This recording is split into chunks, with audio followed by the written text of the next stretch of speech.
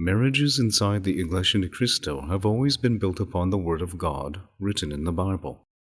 In fact, it is a teaching that has existed long before the Iglesia ni Cristo was re-established in 1914 and continues to exist in the same manner it did since God established it.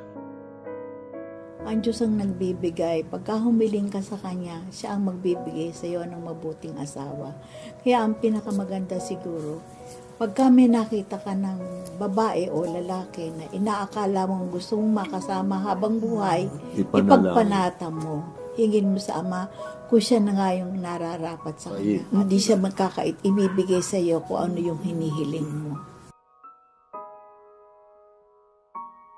Ang Diyos na rin ang gumawa ng parang para kami maging malapit ang loob sa isa't isa hanggang sa kami ay nagkatuluyan na maging mag-asawa.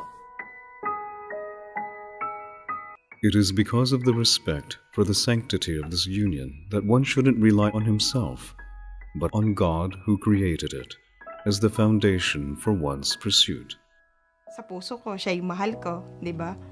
Pero minsan may mga bagay tayo na hindi natin alam eh. Kaya ang ginawa ko, nagpanata. Idinulog ko sa Diyos na siya na po kaya. Kung ano man po yung kagustuhan nyo, yun po yung susundin ko.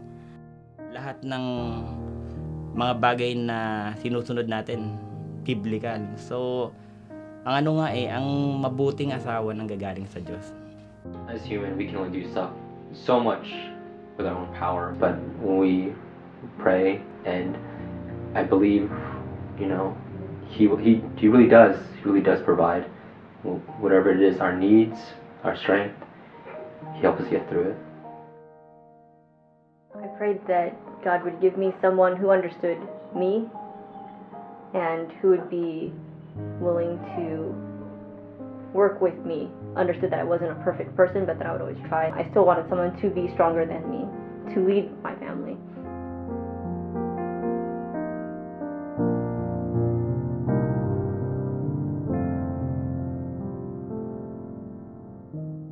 Sa akin, pinakaunang nakita ko sa kanya is yung pananampalataya.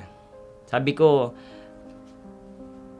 iniisip ko, pag itong napangasawa ko, nakakasigurado ko na pag nagkaroon kami ng mga anak, na lahat kami ay magiging mananampalataya at saka hindi niya pababayaan yung anak namin. Ituturo niya sa mga anak namin kung ano yung mga natutunan niya dun sa parents niya. Dala ng pag-ibig at pagmamahal ko sa kanya, gumawa ako ng paraan. Ang dating hindi kong magandang pag-uugali, pinilit yung mabago para magkaroon ako ng puwang sa kanya.